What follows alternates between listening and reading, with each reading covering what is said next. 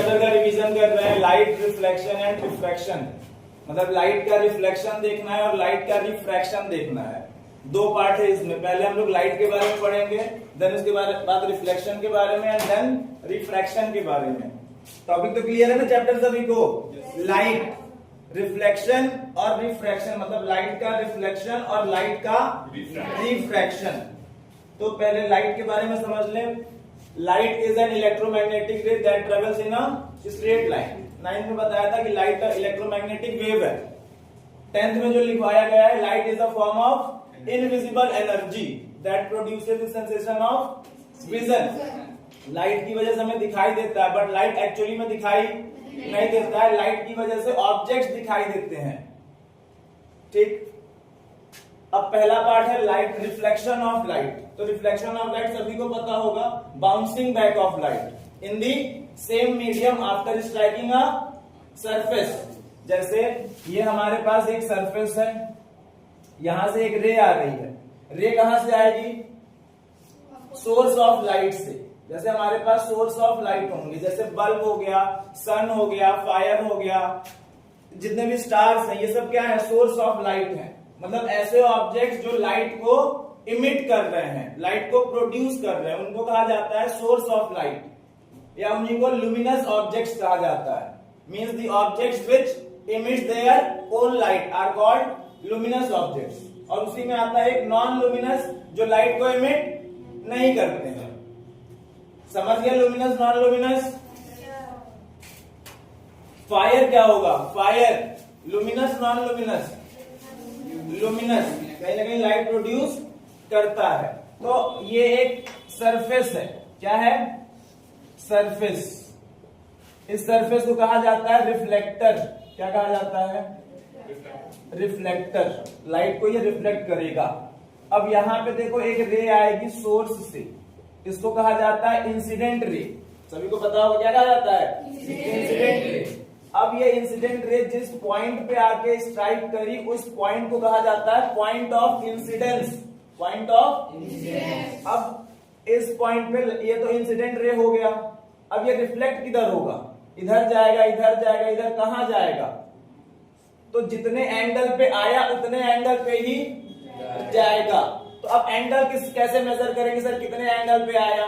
दो चीज है, एक तो सरफेस के साथ मेजर कर लो, लेकिन यहां पे जो बताया गया है नॉर्मल के साथ। किसके साथ? हमने पॉइंट ऑफ इंसिडेंस से सरफेस के परपेंडिकुलर एक इमेजिनरी लाइन ड्रॉ किया, जिसको कहा गया नॉर्मल।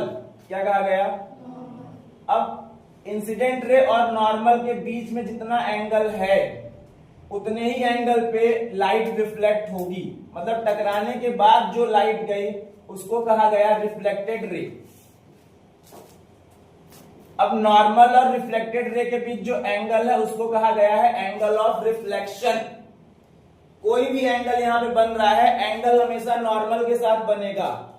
नॉर्मल और इंसिडेंट रे के बीच एंगल ऑफ इंसिडेंस, नॉर्मल और रिफ्लेक्टेड रे के बीच एंगल ऑफ रिफ्लेक्शन। तो इसके ऊपर और आगे पढ़ेंगे हम लोग। तो पहले में समझना था रिफ्लेक्शन ऑफ लाइट क्या होता है। मतलब कहीं से लाइट रे आया, टकराया और चला गया। जैसे बॉल को अगर तुम फेंकोगे कहीं, तो बॉल सरफेस पे टकराता है और फिर चला जाता है उसी मीडियम में। जैसे एयर से आया, एयर में ही चला गया। उसी तरीके से लाइट रे एयर से आई और एयर में ही चली गई। तो इसको कहा जाता है बाउंसिंग बैक ऑफ लाइट। तो reflection of light is the phenomena of bouncing back of light in the same medium on striking the surface of any object. Clear है? याद रखना है bouncing back of light. Refraction of light, इसके बारे में थोड़ा सा जान लो। रिफ्रैक्शन कब होता है? रिफ्रैक्शन जब लाइट रे एक मीडियम से दूसरे मीडियम में ट्रेवल करता है, तब वहां पे रिफ्रैक्शन होता है। मींस लाइट की बेंडिंग होती है। Bending of light when it travels from one medium to another medium. जैसे ये मान लो ऊपर हमारे पास पहला मीडियम है और नीचे दूसरा मीडियम है। अच्छा, ये एक सरफेस है जो दोनों मीडियम को सेपरेट कर रहा है। इसको कहा जाता है इंटरफेस। क्या कहा जाएगा? इंटरफेस। अब इंटरफेस के ऊपर एक मीडियम, इंटरफेस के नीचे एक मीडियम। अब यहां भी लाइट रे आई, लाइट रे आई। अब जाना तो इसको कायदे में से सीधे चाहिए था, लेकिन मीडियम चेंज होने की वजह से लाइट की स्पीड चेंज हो गई। ऊपर पहला मीडियम, उसमें लाइट की स्पीड कुछ है, नीचे दूसरा मीडियम, उसमें भी लाइट की स्पीड कुछ होगी, लेकिन दोनों में लाइट की स्पीड अलग अलग होगी। तो लाइट की स्पीड अलग अलग होने की वजह से यहाँ पे बेंडिंग होता है, जिसको कहा जाता है रिफ्रैक्शन ऑफ लाइट। तो when light travels from one medium to another, it bends from its original path. This phenomena is called refraction of light. अच्छा, इसको कहा जाता है इंसिडेंट रे और इसको रिफ्रैक्टेड रे। यहाँ पे रिफ्लेक्टेड रे, रिफ्लेक्शन में रिफ्लेक्टेड रे और रिफ्रैक्शन में रिफ्रैक्टेड रे। नॉर्मल, ये ऊपर वाले मीडियम का नॉर्मल और ये नीचे वाले मीडियम का नॉर्मल, एन और एन डैश।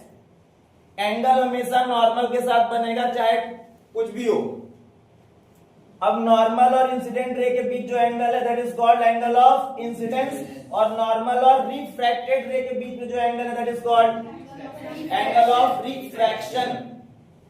ठीक है, तो ये बेसिक था कि रिफ्लेक्शन क्या होता है, रिफ्रैक्शन क्या होता है। तो रिफ्लेक्शन का मतलब sir bouncing back of light, और रिफ्रैक्शन का मतलब bending of light when it travels from one medium to another. ठीक है क्या? ठीक है। अब इंसिडेंट रे क्या होता है? द रे that falls on the reflecting surface. Okay, थोड़ा सा डायग्राम समझो।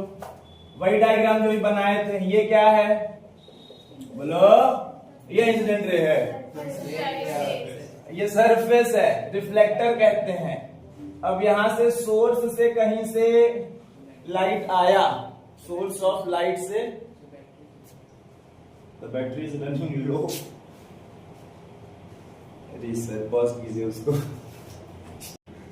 हाँ, तो ये सरफेस रिफ्लेक्टर, कहीं से इंसिडेंट रे आई, सोर्स से इंसिडेंट रे आई, इसको कहा जाता है इंसिडेंट रे। पता है, ये हो गया point of incidence. Point of incidence से हम परपेंडिकुलर बनाते हैं, इसको कहा जाता है नॉर्मल। अरे है कि नहीं? ये इंसिडेंट रे और ये गया हमारा रिफ्लेक्टेड रे। जब भी पूछा जाएगा what is reflection of light, तो आपको ये डायग्राम बना के आना है, आपको दिखाना है कि सर रिफ्लेक्शन ऑफ लाइट इस तरीके से होता है, और प्रॉपर आई क्या है, आर क्या है, इसके बारे में बताना पड़ेगा। तो इंसिडेंट रे, द रे of light that falls on the reflecting surface. उसके बाद रिफ्लेक्टेड रे, द रे of light that is sent back, वापस जो गया by the reflecting surface. Normal क्या है? Normal is a line, basically ये इमेजिनरी लाइन है, line at right angle to the reflecting surface to the point of incidence। अरे समझे क्या? सिंपली कह रहा है कि नॉर्मल एक लाइन है जो सरफेस के परपेंडिकुलर होता है at the point of incidence, मतलब पॉइंट ऑफ इंसिडेंस से एक perpendicular line, that is called normal. Normal यहां से भी बनाया जा सकता है, लेकिन यहां से बनाने का कोई मतलब नहीं है। कहां से बनाया जाए?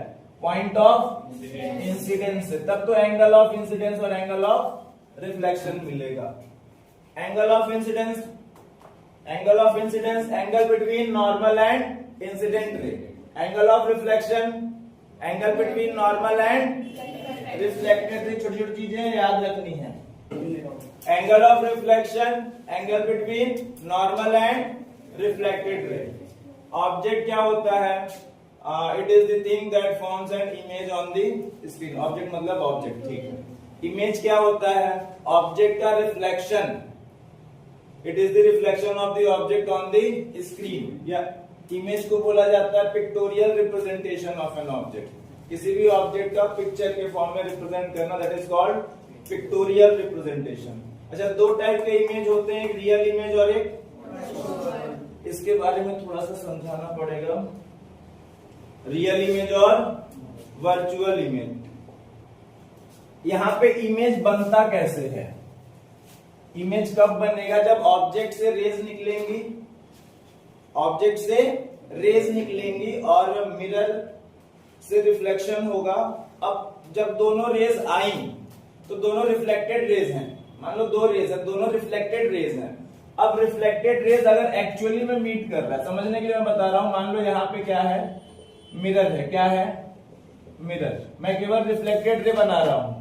मान लो यहां से रिफ्लेक्टेड रे, एक इधर से रिफ्लेक्टेड रे आई, इंसिडेंट रे पैरेलल होगी कहीं ना कहीं, पैरेलल है तो फोकस से पास होता है, और अगर फोकस से पास कराएं तो पैरेलल हो जाता है। अब देखो दो रिफ्लेक्टेड रे हैं, ये एक पहला रिफ्लेक्टेड रे और ये दूसरा रिफ्लेक्टेड रे। दोनों रिफ्लेक्टेड रे अगर एक्चुअली में मीट कर रहे हैं तो वो रियल इमेज बनता है। If the reflected rays meets actually at a point, then at that point real image is form. अब एक्चुअली में मीट नहीं करते हैं तो वर्चुअल इमेज बनता है। कैसे सर, उसको भी बता दीजिए। तो अब जैसे मान लो ऑब्जेक्ट हमारा फोकस और पोल के जब बीच में होता है तो वो केस है एक, मान लो यहां से एक रे गई, कैसे भी करके गई, पैरेलल आई और फोकस से गई, ठीक। अब कुछ ऐसा है कि ये रेज मान लो एक यहां ऐसे, अरे अरे अरे अरे अरे अरे ऐसे नहीं, ऐसे मान लो यहां से पोल से पास कराते हैं तो ऑब्लिकली जाता है। अब देखो ये दोनों रेज डाइवर्ज हो रहे हैं, क्या हो रहे हैं, दोनों रेज डाइवर्ज हो रहे हैं। ये दोनों रेज, ये रिफ्लेक्टेड रेज है, ये दोनों रेज एक्चुअली में मीट, एक्चुअली में तो कहीं भी लेके जाओ, एक्चुअली में मीट नहीं करेंगे, मतलब सर रियल इमेज नहीं बनेगा। अगर हम इसको पीछे लेके जाएं, पीछे लेके जाएं तो ये देखो अपीयर्स टू मीट हो रहा है, क्या हो रहा है, अपीयर्स टू मीट हो रहा है। अगर अपीयर्स टू मीट हो रहा है तो ये वर्चुअल इमेज बनेगा। अगर रिफ्लेक्टेड रेज या reflected beam of light actually में मीट कर रहे हैं तो रियल इमेज बनेगा, अगर एक्चुअली में मीट नहीं कर रहे हैं तो वर्चुअल इमेज बनेगा। Virtual image that can be obtained on a screen, that cannot be obtained on a screen। देखो रियल इमेज एक एक करके समझते हैं। Real image, the image that is formed by the actual intersection of reflected raise, और यहाँ पे actually में मीट नहीं करते हैं। अब इनके डेफिनेशन समझ के मैंने लिखवाया है कॉपी में, नोट्स एक बार पढ़ना। इसके कुछ प्रॉपर्टीज पढ़ लेते हैं। जैसे रियल इमेज हमेशा इन्वर्टेड होता है, real image is always inverted and virtual image is always erect, सीधा होता है। वर्चुअल इमेज सीधा बनता है, रियल इमेज हमेशा उल्टा बनता है। जैसे ये समझ गया क्या, जैसे ये मान लो ये पेन है, सॉरी मार्कर है मार्कर ये इरेक्ट है, सीधा है। अब इसका इमेज अगर सीधा बना तो ये इरेक्ट होगा, अब इसका इमेज अगर उल्टा बना तो ये इन्वर्टेड होगा। तो रियल इमेज हमेशा इन्वर्टेड होता है और वर्चुअल इमेज हमेशा इरेक्ट होता है। रियल इमेज को हम स्क्रीन पे ऑब्टेन कर सकते हैं, रियल इमेज को स्क्रीन पे ऑब्टेन कर सकते हैं, वर्चुअल इमेज को स्क्रीन पे ऑब्टेन नहीं कर सकते हैं।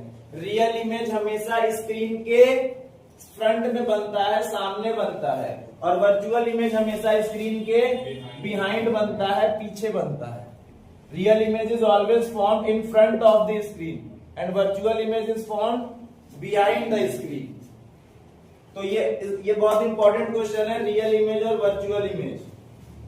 रियल इमेज अगर एक्चुअली में रेज मीट कर रही है तो रियल इमेज बनेगा, एक्चुअली में मीट नहीं कर रही है तो वर्चुअल इमेज बनेगा। रियल इमेज को स्क्रीन पे ऑब्टेन कर सकते हैं, रियल इमेज स्क्रीन के सामने बनता है और रियल इमेज हमेशा इन्वर्टेड होता है। ठीक है, तो ये छोटी छोटी चीजें थी, बहुत इंपॉर्टेंट। ये दोनों टॉपिक बहुत इंपॉर्टेंट है, ये एग्जाम में पूछे जाते हैं।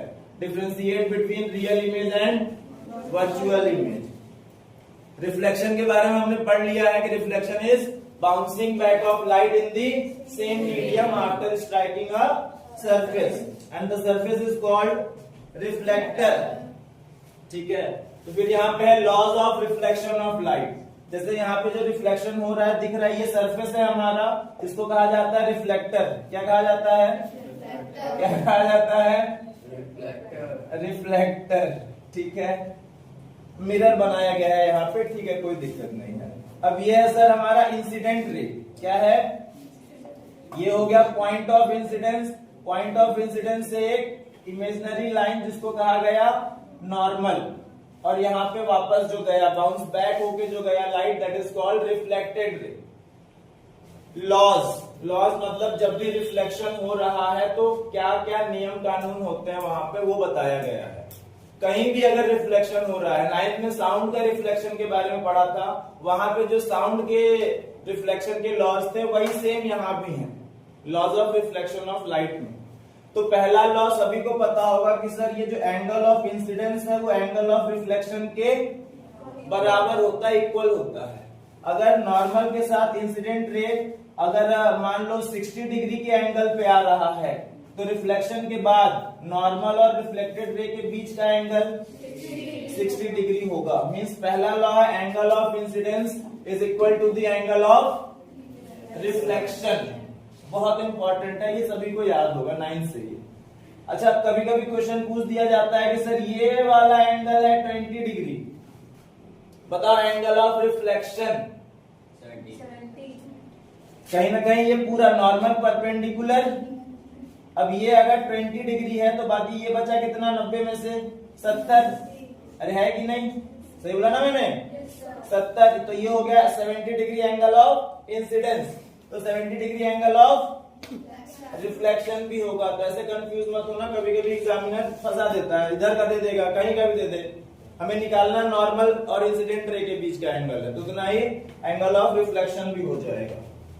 दूसरा लॉ है, दूसरा लॉ बताता है कि सर ये जो एंगल ऑफ ये जो इंसिडेंट रे है और ये जो रिफ्लेक्टेड रे है और ये नॉर्मल, तीनों एक ही प्लेन में लाई करेंगे।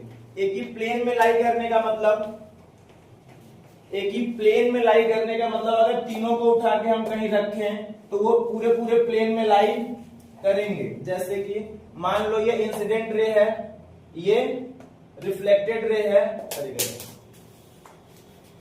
ये इंसिडेंट रे और ये रिफ्लेक्टेड रे और ये नॉर्मल। अब तीनों को अगर हम रखें तो ये तीनों एक ही प्लेन में लाई, तीनों एक ही प्लेन में लाई करने चाहिए, एक ही प्लेन में लाई करने चाहिए। ऐसा नहीं रिफ्लेक्टेड रे ऐसे बाहर आ रहा है, ये तीनों एक ही प्लेन में लाई नहीं कर रहे हैं, तीनों एक ही प्लेन में लाई करते हैं, करने चाहिए नहीं करते हैं। तो simply incident ray, reflected ray and normal all lies in the same plane. अब थोड़ा सा और, नॉर्मल कहाँ पे, पॉइंट ऑफ इंसिडेंस पे। नॉर्मल तो हर जगह बनाया जा सकता है, लेकिन कहाँ का नॉर्मल लेना है, पॉइंट ऑफ इंसिडेंस का। तो एक बार पढ़ लो, the incident ray, the reflected ray and the normal to the point of incidence all lies in the. इतना भी लिखोगे तो चलेगा, incident ray, reflected ray and the normal all lies in the same plane. Clear है क्या? अरे हो गया। तो ये है रिफ्लेक्शन के लॉज, इंपॉर्टेंट है। पहला क्वेश्चन एग्जाम में यही बनता है कि what is reflection and write the laws of reflection of light. पहला क्वेश्चन बहुत इंपॉर्टेंट, तो ये याद होना चाहिए। जब भी रिफ्लेक्शन पे क्वेश्चन पूछा जाएगा आप ये डायग्राम बनाएंगे, डायग्राम बनाओगे। चलो आगे हम लोग पढ़ते हैं प्लेन मिरर के बारे में, थोड़ा सा पढ़ लिया जाए। प्लेन मिरर, प्लेन मिरर, ये भी इंपॉर्टेंट क्वेश्चन बनता है। प्लेन मिरर से जो इमेज बना उसकी प्रॉपर्टीज लिखने के लिए आती हैं। मीन्स कहता है write the properties of image formed by plane mirror. सभी के घर में प्लेन मिरर होगा। प्लेन मिरर सुबह सुबह जब भी उठते होगे तो सबसे पहले शीशे के सामने ही जाता है इंसान, तैयार होते हैं। तो अब जैसे मान लो वहां पे शीशा है, प्लेन मिरर है, वो प्लेन मिरर के अंदर तुम्हारा इमेज बनता है, उसी को देखते ना, हाँ बाल सही है, कुछ चोट वोट तो नहीं लगा, दाग वाग तो नहीं लगा, फिर वहां पे क्रीम लगाते हैं, तो that is a plane mirror. अब उसमें जो इमेज बना तुम्हारा, उसकी प्रॉपर्टीज के बारे में पढ़ना है, वो कैसा है। 4 प्रॉपर्टीज पढ़नी है हमें। पहले देख लेते हैं इमेज बनता कैसे है। अलग से बनाए क्या, अलग से बना के बताते हैं। जैसे ये क्या है सर, क्या है सर, मिरर बना कैसे। जैसे यहाँ पे हमारे पास एक ग्लास है, प्लेन ग्लास है, ग्लास के एक सरफेस को हम पॉलिश कर देते हैं सिल्वर से, सिल्वर्ड और पॉलिश्ड, तो ये बेसिकली मिरर बन गया। ये वाला सरफेस पॉलिश्ड है और सिल्वर्ड, और ये सरफेस लाइट को रिफ्लेक्ट करेगा। क्या करेगा? मान लो यहाँ पे एक ऑब्जेक्ट है, ऑब्जेक्ट का बनना है इमेज, तो हमें इमेज बनाने के लिए 2 रेस चाहिए, कम से कम 2 रेस चाहिए, एक रे से नहीं बनेगा इमेज। अब क्या कह रहा है ये? कौन? ऋषभ है? चलो ठीक है, ऋषभ का इमेज बनाते हैं, इसको भी देख लेंगे। अब एक रे सीधे लेके जाओ, तो रिफ्लेक्शन के बाद ये रे कहां से जाएगा वापस? रिफ्लेक्टेड रे कहां से जाएगी? रे ये इंसिडेंट रे है, रिफ्लेक्टेड रे क्या करेगा? रिट्रेस। अच्छा ये वाला कंडीशन, जैसे ये हमारा सरफेस और ये नॉर्मल, अगर नॉर्मल के अलोंग ही इंसिडेंट रे आ रहा है, अगर नॉर्मल के अलोंग ही इंसिडेंट रे आ रहा है, तो रिफ्लेक्शन के बाद नॉर्मल के अलोंग भी जाएगा, रिट्रेस करेगा। मींस यहीं पे नॉर्मल, यहीं पे इंसिडेंट रे और यहीं पे रिफ्लेक्टेड रे। ठीक है, मींस यहाँ पे angle of reflection 0, angle of incidence 0, angle of reflection भी 0। अब देखो इसको थोड़ा सा बेंड टेढ़ा कर दिया 90 डिग्री पे, तो यहाँ पे नॉर्मली इंसिडेंट रे आ रहा है, तो रिफ्लेक्शन के बाद नॉर्मली जाएगा भी, रिट्रेस करेगा। तो ये पहला रिफ्लेक्टेड रे आया। इमेज बनाने के लिए 2 रिफ्लेक्टेड रे चाहिए, तो दूसरा रे तुम कहीं से भी पास करा दो, ऊपर से करा दो, नीचे से करा दो, कहीं से भी करा दो। तो चलो यहां से करा दो, ये दूसरा इंसिडेंट रे। अब हमें चाहिए नॉर्मल, क्योंकि जितने एंगल पे आया उतने एंगल पे ही जाएगा, तो उसके लिए बनाना पड़ेगा नॉर्मल, सरफेस के परपेंडिकुलर। अब इतने एंगल पे आया, जो भी है उतने एंगल पे ही जाएगा। अब देखो ये पहला रिफ्लेक्टेड रे और ये दूसरा रिफ्लेक्टेड रे, जिंदगी में एक्चुअली में तो ये कभी मीट नहीं करेंगे। अगर हम इनको पीछे मीट कराएं, अगर हम इनको पीछे मीट कराएं, तो देखो ऋषभ का इमेज यहां बना कि नहीं बना? अब वही डायग्राम देखो यहां भी है, इसको भी इसी में समझ लेते हैं।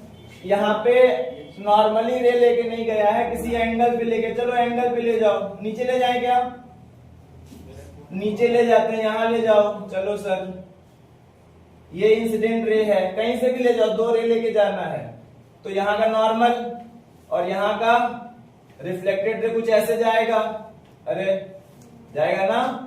और इसको अगर हम पीछे लेके जाए तो देखो वहीं पे मीट करेगा। तो इस तरीके से प्लेन मिरर में इमेज का फॉर्मेशन होता है।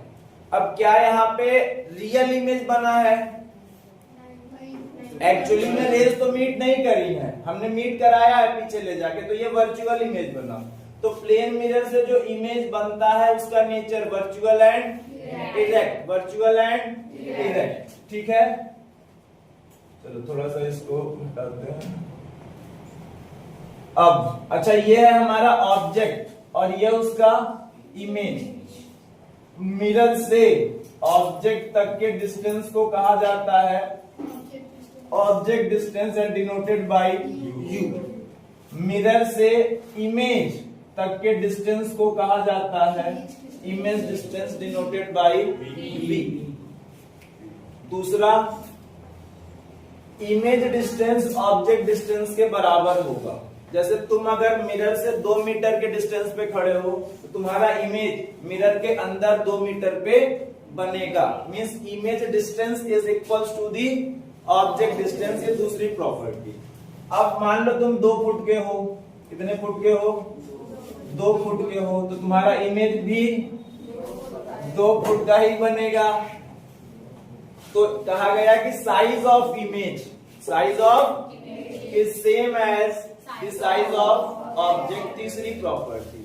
और चौथी प्रॉपर्टी है कि image is laterally inverted. Laterally inverted का मतलब जो लेफ्ट में है वो राइट में दिखाई देगा और जो राइट में है वो लेफ्ट में दिखाई देगा, उसको कहा जाता है laterally inverted. Means left portion right में दिखाई देगा और राइट पोर्शन ऐसा अपीयर होगा, ऐसा एक्चुअली में नहीं होता, ये ऐसा अपीयर होता है। तो ये बहुत इंपॉर्टेंट क्वेश्चन बनता है, पूछा जाता है एग्जाम में कि write down the properties, write down the of image formed by plane mirror. तो पहला वर्चुअल एंड इरेक्ट, दूसरा क्या ये on the same size of the as the object. वही कह रहा है कि size of image, size of is same as the size of object, image distance is equals to the object distance and the image formed is laterally inverted। ठीक, ये notes लिखवाए हैं, पूरा पढ़ लेना, समझ में ना आया तो ये वीडियो देख लेना फिर से, समझ में आ ही गया होगा, तीसरी चौथी बार रिवीजन हो रहा है। अब हमें प्लेन मिरर पढ़ लिया, हमें बेसिकली दो टाइप के मिरर पढ़ने थे। पहला प्लेन मिरर, उसके बारे में पढ़ लिया, दूसरा है स्फेरिकल मिरर। स्फेरिकल मिरर कैसा मिरर? स्फेरिकल मिरर के दो पार्ट्स, पहला कॉनकेव, दूसरा कॉन्वेक्स। तो चलो उसको पढ़ते हैं, कॉनकेव मिरर और कॉन्वेक्स मिरर। ठीक, तो स्फेरिकल मिरर, प्लेन मिरर हो गया, स्फेरिकल मिरर, कॉनकेव मिरर और कॉनकेव मिरर, सॉरी कॉनकेव और कॉन्वेक्स। अब बनता कैसे है ये देख लेते हैं पहले। कहीं ना कहीं मिरर कैसे बनता है? एक सरफेस को पॉलिश करने से, एक सरफेस को अगर हम पॉलिश कर दे, दूसरा सरफेस लाइट को रिफ्लेक्ट करेगा तो मिरर बन गया। क्या वो सर ठीक है ना? हाँ, छोड़ दीजिए इसको। अब देखो ग्लास चाहिए, स्फेरिकल मिरर को कर्व मिरर भी कहा जाता है। क्या कहा जाता है? Curve mirror. ठीक, अब बनता कैसे, ध्यान दो, छोटा सा टॉपिक है। अब हमारे पास एक हॉलो स्फीयर है, हॉलो स्फीयर, ग्लास का एक हॉलो स्फीयर है। हॉलो स्फीयर के एक पार्ट को हमने कट किया। क्या किया? एक पार्ट को कट किया, इसको कहा गया पार्ट ऑफ हॉलो स्फीयर। इसको हमने बाहर निकाल लिया। क्या कर लिया? बाहर निकाल लिया। अब पूछा जाएगा स्फेरिकल मिरर क्या होता है सर? तो spherical mirror is a part of hollow sphere in which one side is polished and other side acts as reflecting surface. अब देखो इसके दो सरफेस हैं, ये वाला है आउटर सरफेस और ये है इनर सरफेस। अगर हम आउटर सरफेस को पॉलिश करते हैं तो इनर से रिफ्लेक्शन होगा, तो ये बन गया कॉनकेव मिरर। क्या बन गया? अब वहीं अगर हम इनर को पॉलिश कर दें, किसको पॉलिश कर दें? इनर को अगर हम पॉलिश कर दें तो आउटर से रिफ्लेक्शन होगा, कहा जाएगा कॉन्वेक्स मिरर। ये क्या है सर? Concave mirror. तो सिंपल है। अगर पूछा जाए स्फेरिकल मिरर क्या होता है, तो स्फेरिकल मिरर में ये दोनों आ जाएंगे, कॉनकेव और कॉन्वेक्स दोनों आ जाएंगे। तो spherical mirror is a part of hollow sphere in which one surface is polished and another surface acts as reflecting surface. अब उसी में सर अगर हम आउटर को पॉलिश कर दे, अंदर से रिफ्लेक्शन कॉनकेव, अंदर को पॉलिश कर दे, आउटर से रिफ्लेक्शन कॉन्वेक्स। तो डिफिनेशन में जल्दी से बोल रहा हूं एक बार। Concave mirror is a part of hollow sphere in which outer surface is polished and inner surface acts as reflecting surface. Convex mirror is a part of hollow sphere in which inner surface is polished and outer surface acts as reflecting surface. Clear है? अब इसमें कुछ terms हैं, important terms हैं जिसको याद करना बहुत जरूरी है। अब ये जो हॉलो स्फीयर है इसका सेंटर रहा होगा, इसका सेंटर रहा होगा, मान लेते हैं O, मान लेते हैं। अब ये जो हमारा कर्व है, जो मिरर जिससे हमने बनाया कर्वेचर से, इसका भी सेंटर तो यही होगा, इसका भी सेंटर। तो अगर हम इस स्फीयर को कंप्लीट करें तो इसका जो सेंटर आएगा उसको कहा जाता है सेंटर ऑफ कर्वेचर। जैसे ये है हमारा हॉलो कॉनकेव मिरर, तो भाई इस कर्व का सेंटर जो ये होगा वही होगा। अगर अगर इसको हम कंप्लीट करें तो इसका सेंटर होगा, उसके सेंटर को कहा जाएगा मिरर का सेंटर ऑफ कर्वेचर। मिरर का तो पूछा जाएगा सर सेंटर ऑफ कर्वेचर क्या होता है, तो centre of curvature is the centre of the hollow sphere from which the mirror is form. ठीक, समझ गए सेंटर ऑफ कर्वेचर, जिस हॉलो स्फीयर से मिरर बना है उसके सेंटर को सेंटर ऑफ कर्वेचर कहते हैं। अब एक पॉइंट आता है मिड पॉइंट, ये सर आ रहा है ना, ये इधर वाला पॉइंट। हाँ, अब इस मिरर के मिड पॉइंट को कहा जाता है पोल। मिड पॉइंट को क्या कहा जाता है, मिड पॉइंट को कहा जाता है pole. Mid point of the mirror is called pole. अच्छा ठीक है, मिड पॉइंट को पोल और सेंटर ऑफ कर्वेचर से ज्वाइन करने वाली लाइन को कहा जाता है प्रिंसिपल एक्सिस। तो principal axis is a line, is an imaginary line joining the center of curvature and pole and extended on both the sides. Principal axis बहुत आसान है, principal axis is an imaginary line joining the center of curvature and pole and extended on both side, either side. ठीक है, तो तीन term हो गया, centre of curvature पढ़ लिया हमने, प्रिंसिपल एक्सिस पढ़ लिया, पोल पढ़ लिया। फोकस पढ़ना है। फोकस, फोकस के लिए थोड़ा सा जगह चाहिए। फोकस, फोकस का मतलब क्या, लाइट रे जहां पे रिफ्लेक्शन के बाद स्ट्राइक कर रही है या पास हो रही है या कहा जाए फोकस कर रही है, फोकस हो रही हैं, फोकस हो रही। ये कौन सा मिरर, अभी कहां मिरर पॉलिश करेंगे, मान लो आउटर सरफेस पॉलिश किया तो कौन सा मिरर बना, कॉनकेव मिरर। अच्छा, इसका मिड पॉइंट को कहा जाएगा पोल। अच्छा, यहाँ पे सेंटर ऑफ कर्वेचर। ठीक है, अच्छा दोनों को ज्वाइन करोगे तो क्या बन जाएगा, प्रिंसिपल एक्सिस।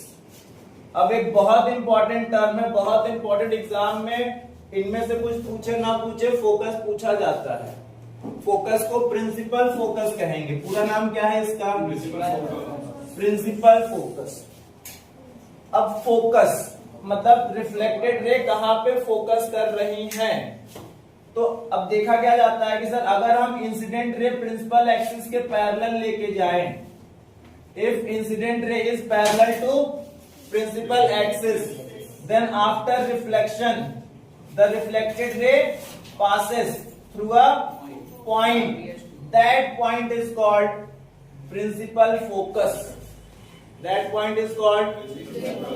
कहने का मतलब अगर इंसिडेंट रे प्रिंसिपल एक्सिस के पैरेलल है तो रिफ्लेक्शन के बाद जिस पॉइंट से पास करेगा, जिस पॉइंट से पास करेगा उस पॉइंट को कहा गया है प्रिंसिपल फोकस। जैसे नीचे से भी अगर इंसिडेंट रे को पैरेलल कर लो प्रिंसिपल एक्सिस के, तो रिफ्लेक्शन के बाद कहां से पास करेगा, फोकस से, मतलब जिस पॉइंट से पास हुआ उस पॉइंट को कहा गया फोकस। क्या कहा गया, फोकस। लाइट ऑन कर दो, जाओ जाओ जाओ जल्दी, उधर उधर उधर से इधर से ब्लॉक ऑफ करो लाइट। हाँ भाई, प्रिंसिपल फोकस, तो मैं डिफिनेशन बता रहा हूं, principal focus is a point on principal axis where the rays of light parallel to principal axis passes or appears to pass after reflection। अच्छा, appears to pass किस case में होगा sir, convex mirror में। Convex mirror मतलब sir inner surface polish, outer surface से reflection. ये पोल, अच्छा centre of curvature इसका राइट साइड होगा। ठीक है, तो यहां मान लेते सेंटर ऑफ कर्वेचर। अगर प्रिंसिपल एक्सिस के पैरेलल लाइट रे भेजा, इंसिडेंट रे भेजा, तो रिफ्लेक्शन के बाद इस तरीके से पास करेगा कि लगेगा फोकस से निकल के आ रहा है। ठीक है, तो principal focus is a point on principal axis where the rays of light parallel to principal axis passes or appears to pass after reflection। बहुत इंपॉर्टेंट है प्रिंसिपल फोकस। सिंपली याद रखो, प्रिंसिपल फोकस प्रिंसिपल एक्सिस पे एक point है, उस point से अगर इंसिडेंट रे हम प्रिंसिपल एक्सिस के पैरेलल लेके जा रहे हैं तो रिफ्लेक्टेड रे वहीं से पास होगा। That point is called principal focus. अच्छा, और टर्म है फोकल लेंथ।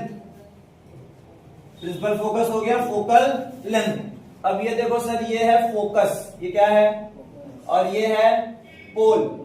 फोकस और पोल के बीच का जो डिस्टेंस है उसको कहा जाता है focal length and denoted by small f. तो principal focus focal length is the length between pole and focus. Pole and focus के बीच के लेंथ को फोकल लेंथ कहते हैं। पोल और फोकस के बीच के डिस्टेंस को, लेंथ को फोकल लेंथ कहते हैं। अब एक आता है रेडियस ऑफ कर्वेचर। तो हॉलो स्फीयर का जो रेडियस है वही मिरर का रेडियस ऑफ कर्वेचर होगा। हॉलो स्फीयर से ही हमने ये बनाया था मिरर, तो उसका जो रेडियस होगा वही मिरर का रेडियस होगा। या सिंपली कहा जाए सेंटर से पोल तक के डिस्टेंस को रेडियस ऑफ कर्वेचर कहा जाता है। अब यही तो रेडियस ऑफ कर्वेचर होगा ना, रेडियस सेंटर से पोल तक के डिस्टेंस को रेडियस ऑफ कर्वेचर। तो radius of curvature is the distance between centre of curvature and pole, denoted by capital R. अब देखा जाए तो पोल और फोकस के बीच जो डिस्टेंस है वही डिस्टेंस हम फोकस और सेंटर ऑफ कर्वेचर के बीच में लेंगे। अगर ये f है, पोल और फोकस के बीच का डिस्टेंस अगर f है, तो फोकस और सेंटर ऑफ कर्वेचर के बीच का भी डिस्टेंस f होगा। तो देखा जाए रेडियस ऑफ कर्वेचर और फोकल लेंथ में एक रिलेशन आया sir, r is equals to 2f। Means अगर हमारा फोकल लेंथ है 10 सेंटीमीटर तो रेडियस ऑफ कर्वेचर उसका डबल 20 सेंटीमीटर। अब वही रेडियस ऑफ कर्वेचर अगर दिया है 40 सेंटीमीटर तो focal length 20, radius of curvature बड़ा, फोकल लेंथ छोटा। अगर फोकल लेंथ दिया है तो डबल करके रेडियस ऑफ कर्वेचर निकाल लो, रेडियस ऑफ कर्वेचर अगर दिया है तो हाफ करके फोकल लेंथ निकाल लो। ठीक है, किसी में डाउट है? आगे बढ़े, कोई डाउट है या आगे बढ़े? अरे हाँ ना, कुछ तो बोलो, मजा आ रहा है? उठा दे, नोट करोगे?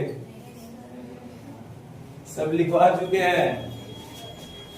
Okay, centre of curvature, it is the centre of the sphere from which the mirror is formed, या मिरर इज अ पार्ट। या सिंपली कहा जाएगा तो distance between centre of curvature and pole. अरे सो गए क्या? Distance between centre of curvature and pole, radius. अरे अरे अरे अरे, उल्टा बोल रहे क्या हम? तो सेंटर ऑफ कर्वेचर है। Centre of curvature is the centre of the hollow sphere from which the mirror is formed. कुछ गलत हो गया तो करेक्ट करना उसको। Centre of curvature is the centre of hollow sphere from which the mirror is formed. Radius of curvature is the radius of the hollow sphere from which the mirror is formed. या simply कहा जाए radius of curvature is distance between center of curvature and pole. Pole क्या होता है? It is the center of the spherical mirror. Center या कहो या mid point कहो, it is the mid point of the spherical mirror. Principal axis, it is a straight line passing through center of curvature and pole and extended on both the sides. अरे ठीक है, आगे आगे यही सब है। पहले इसको देख लो, समझ गए हो क्या? फिर से बताएं, कौन सा मिरर है? Outer wall is inner reflection. ये पोल, ये सेंटर ऑफ कर्वेचर, ये प्रिंसिपल एक्सिस, और इसी के बीचों बीच क्या होगा? फोकस। ठीक है, सेंटर ऑफ कर्वेचर और पोल के बीच का distance radius of curvature, focus और पोल के बीच का डिस्टेंस फोकल लेंथ। उधर से बंद कर दो। ओके, बच्चे गलती क्या करते हैं? ये कॉन्वेक्स मिरर है, कॉन्वेक्स मिरर में इनर सरफेस पॉलिश्ड है, आउटर सरफेस से रिफ्लेक्शन होता है। आवाज नहीं, बच्चे गलती करते हैं। इसका सेंटर ऑफ कर्वेचर देखोगे राइट साइड होगा, बट ले लेते हैं कभी कभी लेफ्ट साइड। तो ध्यान देना इस स्फीयर किधर बन रहा है, ठीक है।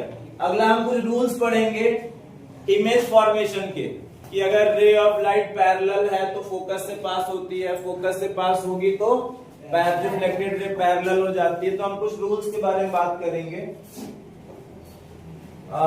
Focus and focal length of spherical mirror, ये रूल्स तो नहीं है। डिफिनीशन, अच्छा कुछ डिफिनीशन बच गई है। प्रिंसिपल फोकस, वही जो बताया मैंने, it is a point on principal axis where all the rays parallel to principal axis converges और मीट। फोकस ऑफ कॉन्वेक्स मिरर वही है, अपीयर्स टू मीट हो जाएगा, अपीयर्स टू कन्वर्ज हो जाएगा। Focal length, distance between pole and focus. Radius of curvature is twice, यही जो बताया मैंने, सब बता दिए हैं इसके बारे में। अच्छा एक चीज और, कॉन्केव मिरर को कहा जाता है कन्वर्जेंट मिरर। क्या कहा जाता है? कॉन्केव मिरर लाइट रेज को कन्वर्ज करता है, इस वजह से इसको कहा जाता है कन्वर्जेंट मिरर। जैसे देखो यहाँ पे अगर हम प्रिंसिपल एक्सिस के पैरेलल रे लेके जा रहे हैं तो रिफ्लेक्शन के बाद ये क्या कर रहा है, एक पॉइंट पे कन्वर्ज कर रहा है। तो याद रखना concave mirror is a convergent mirror because it converges the rays of light, and convex mirror is a divergent mirror because it diverges the rays of light। अगर पैरेलल है तो डाइवर्ज होती है, क्या होती है? Diverge. Concave converging, convex diverging, याद रखना इस पॉइंट को, ठीक है। हाँ अब रूल्स हैं जिसको रे रूल्स कहा गया है। कितने रूल्स हैं? 4 रूल्स है ना, टोटल 4 रूल्स हैं। 6 कहां? 6 तो इमेज फॉर्मेशन है, रूल्स की बात कर रहे हैं। 4 रूल्स हैं। रूल्स, रेस कहां से गई कहां से आएगी इसके बारे में बताया गया। कहीं ना कहीं यही रूल्स इमेज फॉर्मेशन में इंपॉर्टेंट है। इन्हीं रूल्स के बिहाफ में हम इमेज फॉर्मेशन बनाते हैं। तो पहले समझ लेते हैं कौन सा मिरर, बोलो, कॉन्केव, ये कॉन्वेक्स। अब अगर प्रिंसिपल एक्सिस के पैरेलल कोई रे लेके जाते हैं तो रिफ्लेक्शन के बाद फोकस से पास होगा। कॉन्केव में एक्चुअली में पास होगा, इसमें अपीयर्स टू पास होगा। अगर प्रिंसिपल एक्सिस के पैरेलल है तो इस तरीके से रिफ्लेक्ट होगा कि लगेगा फोकस से निकल के आ रहा है। तो पहला रूल यही है कि if in a concave mirror a ray of light parallel to principal axis after reflection will pass through focus or appears to diverge from the focus in case of convex mirror। पढ़ना मैं समझा दे रहा हूं फिर से, simply याद रखना है, कहीं पूछा नहीं जाएगा, बस याद रखना है। अगर ray of light principal axis के पैरेलल है तो रिफ्लेक्शन के बाद फोकस से पास होगा, कॉन्केव में पास होगा, इसमें अपीयर्स टू पास होगा। या बेसिकली देखो तो डाइवर्ज हो रहा है। क्या हो रहा है? डाइवर्ज हो रहा है, क्योंकि ये डाइवर्जिंग मिरर है, डाइवर्ज करेगा। अब डाइवर्ज कर रहा है, इस तरीके से कर रहा है, लग रहा है फोकस से निकल के आ रहा है। अब ये दूसरा रूल है, ये पहला रूल था, ये दूसरा रूल। दूसरा रूल, अगर हम फोकस से रे को पास करें, इसका पहले वाले का उल्टा, फोकस से अगर रे को पास करें तो रिफ्लेक्शन के बाद प्रिंसिपल एक्सिस के पैरेलल हो जाएगा। और इसमें देखो इधर से रे आ रहा है, ऐसा लग रहा है कि फोकस से आ रहा है, फोकस के थ्रू आ रहा है, तो रिफ्लेक्शन के बाद प्रिंसिपल एक्सिस के पैरेलल हो जाएगा। ध्यान रखना, यहाँ फोकस से पास हो रहा है, रिफ्लेक्शन के बाद प्रिंसिपल एक्सिस के पैरेलल। एरो बनाना बहुत जरूरी है, बहुत जरूरी है। तो ray passing through focus after reflection will emerge parallel to principal axis. ये 2 हो गए, 2 रे डायग्राम और हैं।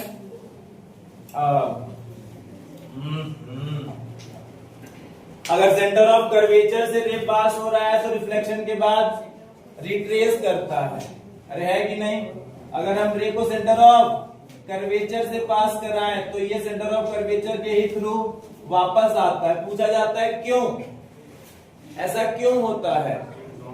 क्योंकि हमने पढ़ा है कि लॉज ऑफ रिफ्लेक्शन में angle of incidence angle of reflection के इक्वल होना चाहिए। और अगर रे ऑफ लाइट नॉर्मली आ रही है सरफेस के, अगर नॉर्मली आ रही है तो रिफ्लेक्शन के बाद नॉर्मली जाएगी। तो कहीं ना कहीं ये जो पॉइंट है सेंटर ऑफ कर्वेचर से अगर लाइट रे आ रहा है और यहाँ का अगर हम सरफेस बनाए, क्या बनाए, यहाँ का अगर सरफेस बनाए और इस पॉइंट का अगर नॉर्मल बनाए तो नॉर्मल सेंटर से ही पास होता है, तो यही नॉर्मल हुआ।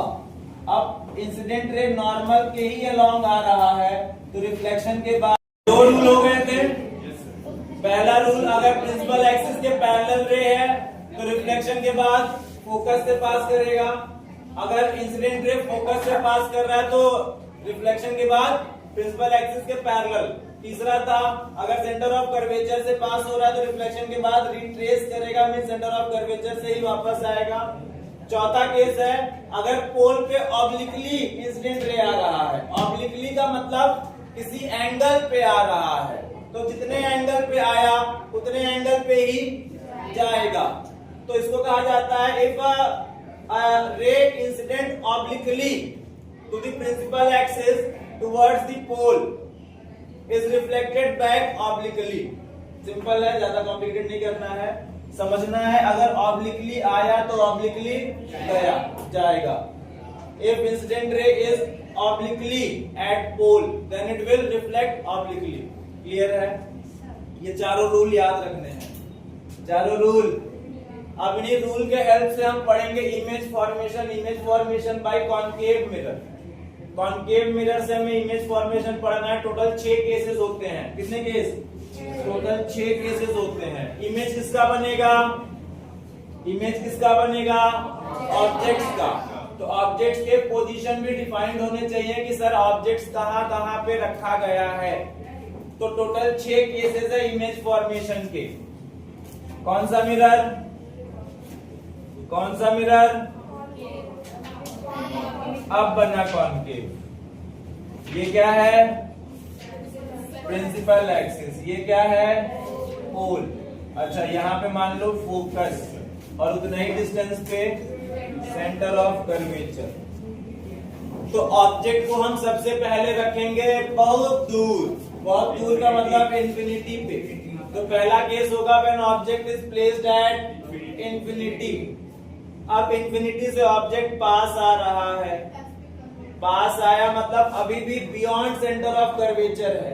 तो दूसरा केस आ जाएगा object is beyond centre of curvature. पहला केस एट इंफिनिटी, सब सही है ना? पहला केस है एट इंफिनिटी, दूसरा केस है बियॉन्ड सेंटर ऑफ कर्वेचर। अब ऑब्जेक्ट और आगे जाएगा सेंटर ऑफ कर्वेचर पे। तीसरा केस होगा object is at centre of curvature, फिर ऑब्जेक्ट और आगे जाएगा। चौथा केस आएगा between centre of curvature and focus. पांचवा केस बताओ, फोकस पे एट फोकस। और छठा case between focus and pole. तो ये 6 केसेस हैं जहां पे ऑब्जेक्ट्स को रख के उसका इमेज बनाया जाएगा। अब जब इमेज बना तो इमेज में हम 3 चीजों के बारे में पढ़ते हैं। सबसे पहले इमेज कहां बना, मतलब पोजीशन ऑफ इमेज, कितना बड़ा इमेज बना, मीन साइज ऑफ इमेज। तीसरा बहुत important, nature of image, real image बना या वर्चुअल इमेज। तो 3 चीजें, पोजीशन, साइज एंड नेचर। ये तीनों जब भी रे डायग्राम बनाएंगे ये तीनों चीजें लिखेंगे। तो एक एक करके हम शुरू करते हैं। तो चलिए शुरू करते हैं। इमेज फॉर्मेशन बहुत इंपॉर्टेंट है। इमेज फॉर्मेशन आएगा, बोलेगा if an object is placed between centre of curvature and focus then write down the nature, position and size. तो पहला केस, अगर ऑब्जेक्ट इंफिनिटी पे है तो इमेज बनता है फोकस पे। यहाँ पे डायग्राम थोड़ा अलग दिया गया है तो चलो मैं दूसरा डायग्राम बना के बता रहा हूं। एक छोटा सा डायग्राम देखो, object is placed at infinity. अब इमेज कहां बना देखते हैं। अब इंफिनिटी पे अगर हमारा ऑब्जेक्ट है तो रेज प्रिंसिपल एक्सिस के पैरेलल आती हैं, रेज प्रिंसिपल एक्सिस के पैरेलल आती हैं और रिफ्लेक्शन के बाद फोकस से पास होंगी, फोकस से पास होगी। अब इमेज बनाने के लिए दो रिफ्लेक्टेड रेज चाहिए, तो दूसरे को भी पैरेलल ले जाओ और रिफ्लेक्शन के बाद फोकस से पास करेगा। इमेज कहां बना?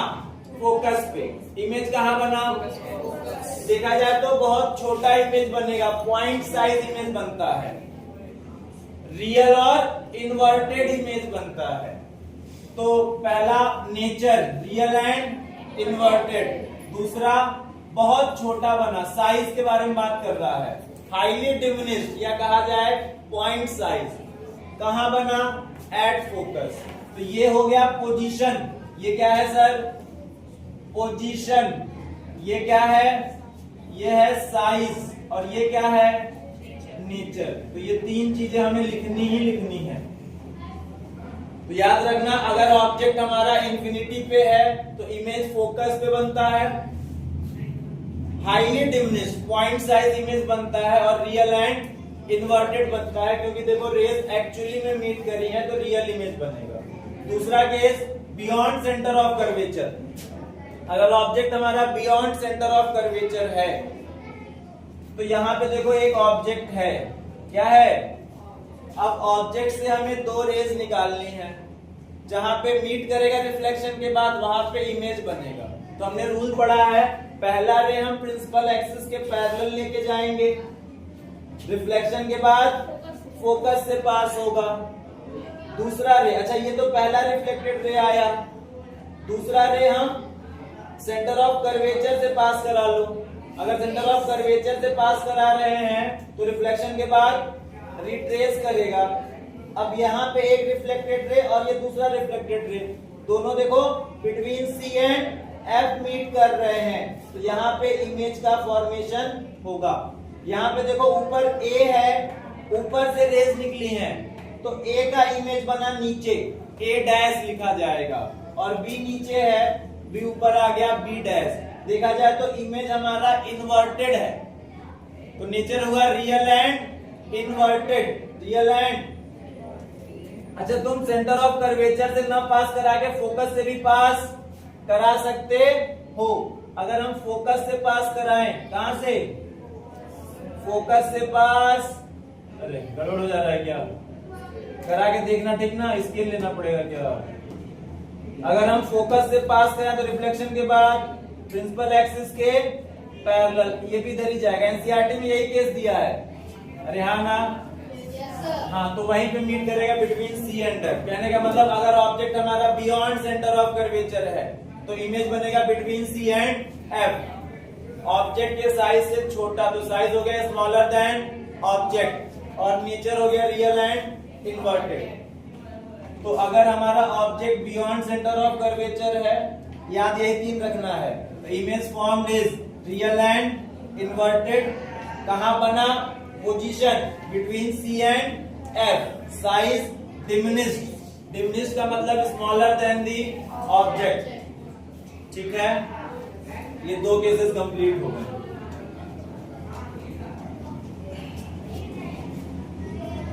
तीसरा केस है, अगर ऑब्जेक्ट हमारा सेंटर ऑफ कर्वेचर पे है, ये हमारा ऑब्जेक्ट है सेंटर ऑफ कर्वेचर पे, तो सभी को पता होगा इमेज वही सेंटर ऑफ कर्वेचर पे ही बनता है। तो इमेज बनाने के लिए हमें दो रेज चाहिए। पहला रे हम प्रिंसिपल एक्सिस के पैरेलल लेके जाएंगे, तो रिफ्लेक्शन के बाद फोकस से पास करेगा, ये पहला रिफ्लेक्टेड रे आया।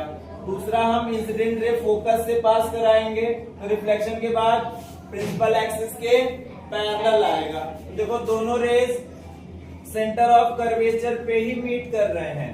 ए से इंसिडेंट रे आया, सॉरी ए से रेज हमने निकाली, तो ए का इमेज बना, तो लिखा जाएगा ए डैश, और नीचे बी से बी का बी डैश। अच्छा ये ए बी बता रहा है size of object, A B size of object, and A dash B dash size of image. तो ठीक है, वही तीन चीजें, पोजीशन, साइज और नेचर। नेचर बताओ, रियल एंड इन्वर्टेड। एक्चुअली में रेज मीट कर रही हैं तो रियल एंड इन्वर्टेड। कहां बना? At centre of curvature.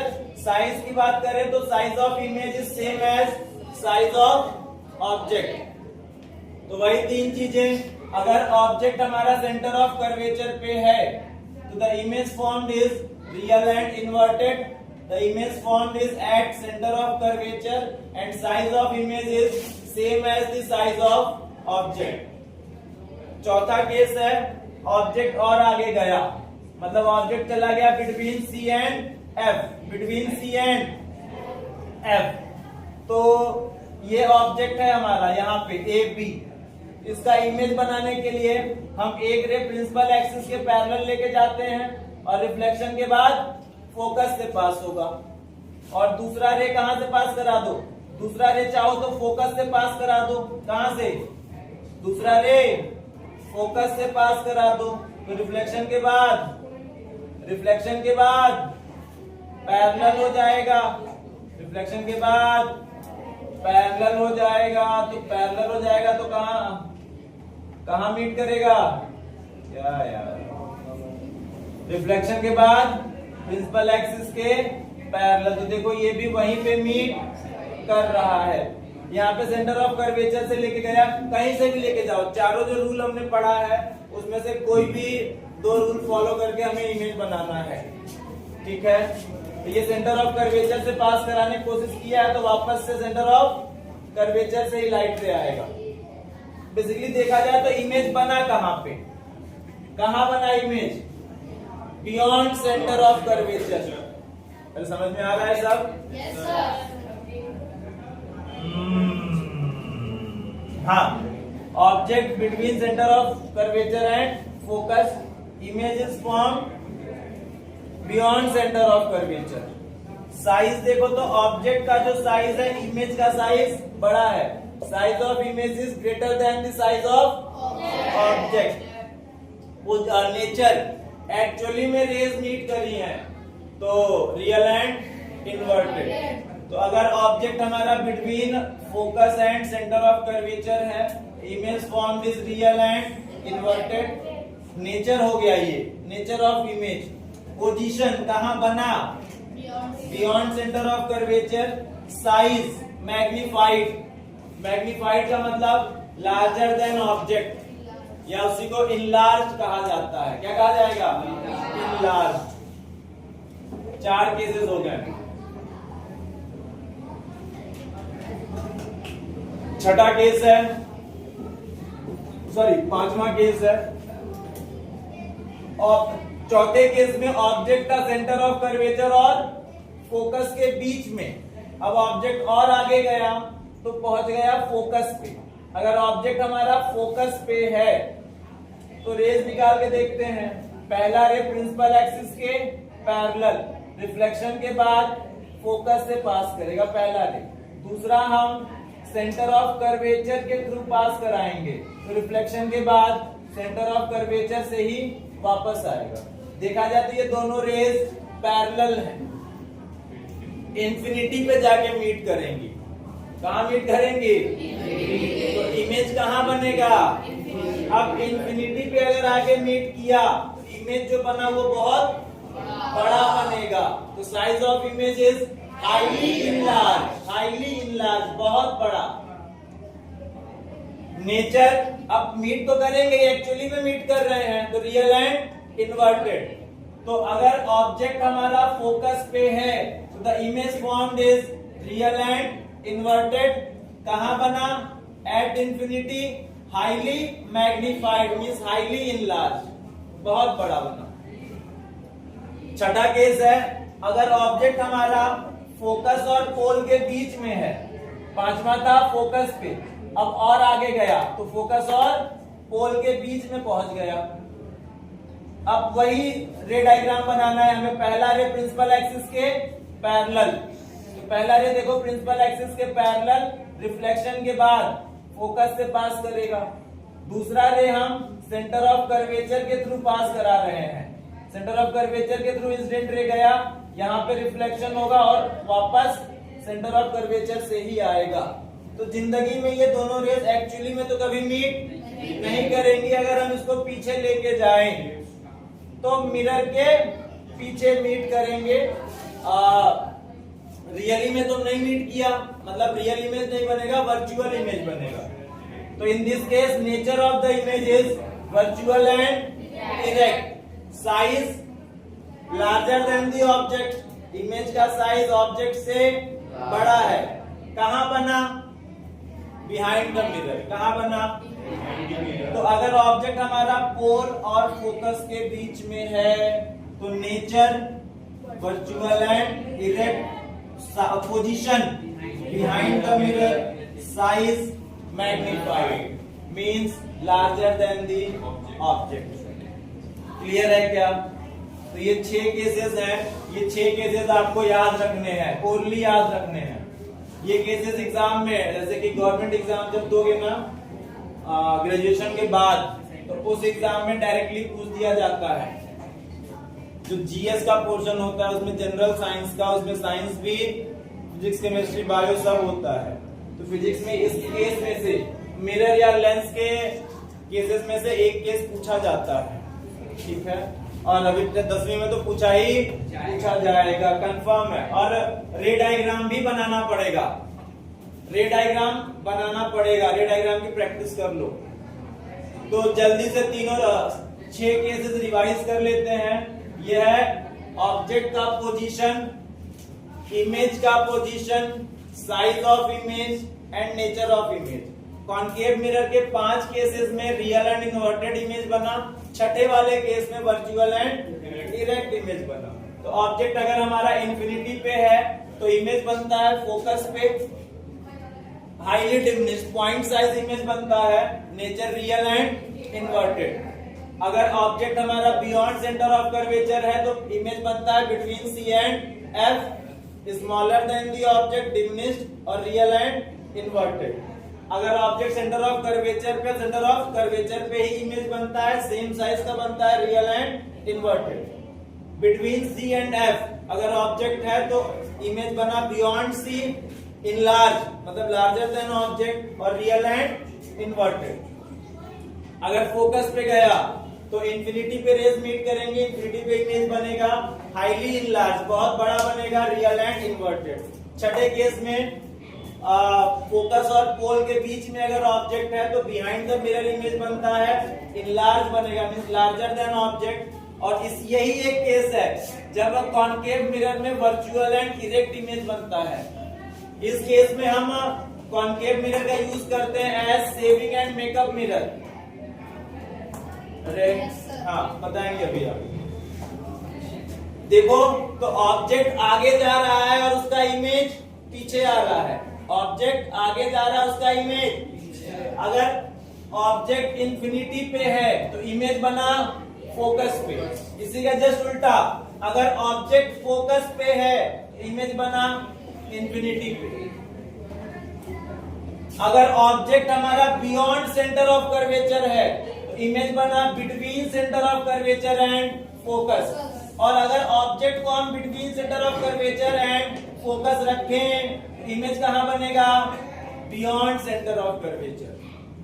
और object at centre of curvature तो इमेज भी एट सेंटर ऑफ कर्वेचर। अब अगला है कॉन्केव मिरर। अरे क्या बता रहे हैं हम? सही बता रहे हैं ना यार? हैं? समझ में आ रहा? कॉन्केव मिरर से हमने इमेज फॉर्मेशन देख लिया। अब कॉन्केव मिरर के यूजेस देखेंगे। कॉन्केव मिरर को हम कहां कहां यूज करते हैं, ठीक है। यूज पे क्वेश्चन आएगा। क्वेश्चन में डायरेक्टली नहीं दिया होगा कि there is a concave mirror having focal length 20, बोलेगा कि सोलर फर्नेस है। क्या है? एक सोलर फर्नेस है जिसका फोकल लेंथ है 20 सेंटीमीटर। तो solar furnace concave mirror, solar furnace का मतलब concave mirror, solar cooker concave mirror. एक एक करके हम यूजेस पढ़ते हैं पहले। हाँ, तो uses of concave mirror, uses या एप्लीकेशन बात एक ही है। तो सबसे पहले सेविंग मिरर में यूज करते हैं। सेविंग मिरर और मेकअप मिरर।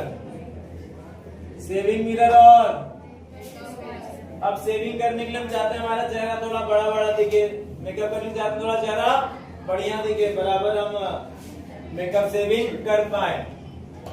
लेकिन सर कॉन्केव मिरर में तो रियल एंड इन्वर्टेड इमेज बनता है, तो कैसे उल्टे इमेज से सेविंग करेंगे?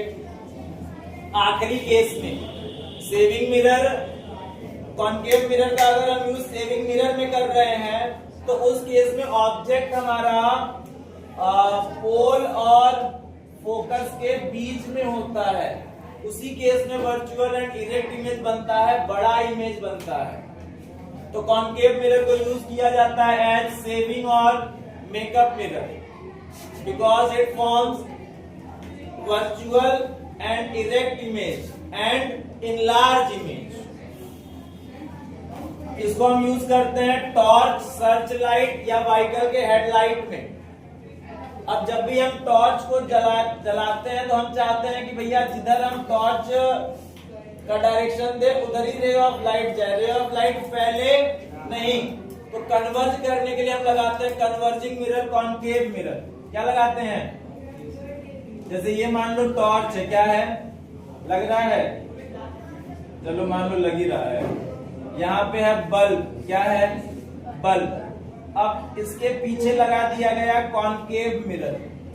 अब जो रेस इधर जा रही है, ठीक है सर जान दो, लेकिन जो रेस पीछे जा रही हैं उनको आगे लाने के लिए पीछे कॉन्केव मिरर लगाया गया है। अब बल्ब लगाया जाता है फोकस पे। अगर हम कॉन्केव मिरर को सर्च लाइट या टॉर्च में यूज कर रहे हैं तो उसमें बल्ब को लगाया जाता है फोकस पे, ताकि फोकस से रे ऑफ लाइट जाए तो रिफ्लेक्शन के बाद पैरेलल आ जाए। सिंपली कहा जाए concave mirror is used in torch searchlight to produce parallel beam of light, to produce parallel beam of light। ठीक है, इसको डेंटिस्ट यूज करते हैं to get the large image of patient teeth, या इसको मैंने बताया था ENT specialist, ENT specialist, ear nose and throat, ear and nose t throat. चौथा हम यूज करते हैं सोलर फर्नेस या सोलर कुकर। क्यों? To converge the sun rays at a point and produces heat. तो in solar furnace to concentrate heat. क्या समझ पा रहे हो? सोलर कुकर में समझ के कैसे यूज करते हैं? बेसिकली सोलर कुकर का मतलब क्या है? हम सन के हेल्प से खाना पका रहे हैं। तो अब सन के हेल्प से खाना पकाने का मतलब सन की लाइट से हीट प्रोड्यूस कर रहे हैं।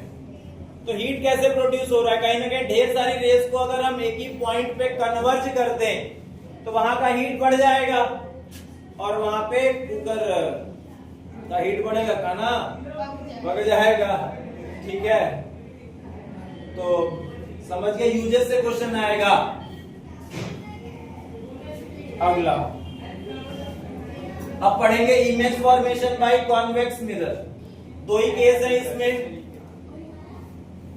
कॉन्वेक्स मिरर में इमेज फॉर्मेशन के दो केस हैं, क्योंकि ऑब्जेक्ट को प्लेस करने के लिए दो ही पोजीशन है। पोल यहाँ है, फोकस इधर है, सेंटर ऑफ कर्वेचर इधर है, लेकिन ऑब्जेक्ट हमारा रखा जाता है लेफ्ट में ना। तो इधर कुछ है नहीं, कोई पोजीशन है नहीं। पहला पोजीशन है एट इंफिनिटी, कहाँ? At infinity. दूसरा है between infinity and pole, between infinity and pole, या कहा जाता है बियॉन्ड पोल। तो अगर हमारा ऑब्जेक्ट इंफिनिटी पे है तो रेज प्रिंसिपल एक्सिस के पैरेलल लेके आओ या ऐसे लेके आओ, कोई दिक्कत नहीं है। तो देखो रेज इंफिनिटी से आ रही है, ये देखो पोल पे ऑब्लिकली गया तो रिफ्लेक्टेड रे भी ऑब्लिकली जाएगा।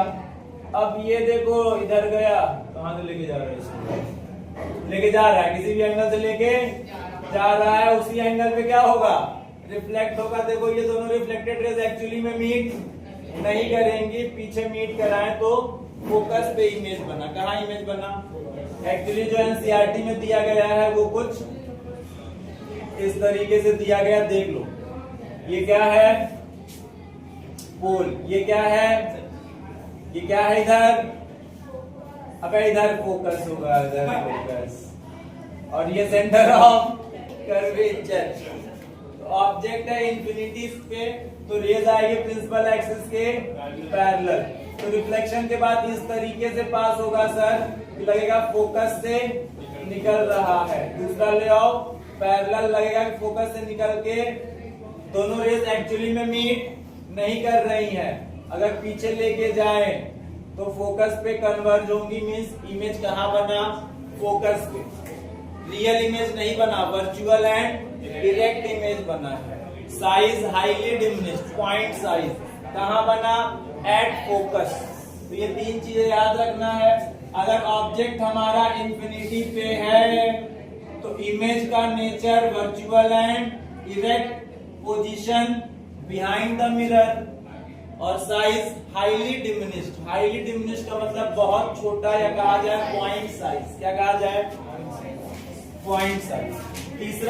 दूसरा केस है, ऑब्जेक्ट और पास आ रहा है, इंफिनिटी से ऑब्जेक्ट पास आ रहा है, ऑब्जेक्ट आ गया बिटवीन इंफिनिटी एंड पोल, मतलब कहा जाए बियॉन्ड पोल। ऑब्जेक्ट से दो रेज निकालनी है, पहला रे प्रिंसिपल एक्सिस के पैरेलल, तो रिफ्लेक्शन के बाद इस तरीके से पास होगा, लगेगा फोकस से निकल के आ रहा है, ये रिफ्लेक्टेड रे, ये पहला रिफ्लेक्टेड रे। अब हमें दूसरा रिफ्लेक्टेड रे चाहिए, उसके लिए एक रे को हम पास कराएंगे सेंटर ऑफ कर्वेचर के। अगर सेंटर ऑफ कर्वेचर के थ्रू लाइट रे गया तो रिफ्लेक्शन के बाद सेंटर ऑफ कर्वेचर से ही वापस आएगा। तो देखो एक ये रिफ्लेक्टेड रे है और एक ये रिफ्लेक्टेड रे है, दोनों रेज एक्चुअली में कभी मीट नहीं करेंगी। अगर हम इनको पीछे एक्सटेंड करें तो देखो ये दोनों रेज फोकस और पोल के बीच में मीट कर रही हैं, जहां पे मीट करी वहीं पे इमेज बना, ठीक है।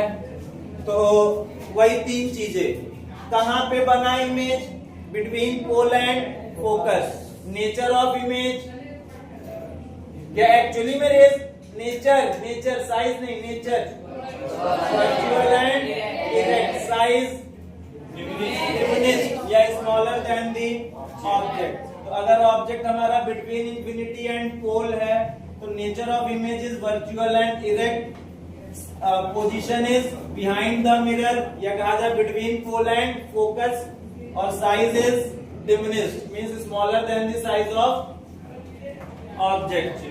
अगला है uses of convex mirror. Concave के हमने यूजेस पढ़े, अब कॉन्वेक्स मिरर के यूजेस पढ़ेंगे। सबसे पहले कॉन्वेक्स मिरर को यूज किया जाता है, याद रखना बहुत इंपॉर्टेंट है, डायरेक्ट क्वेश्चन में देगा there is a rear view mirror, rear view mirror, कौन सा मिरर, कॉन्वेक्स मिरर।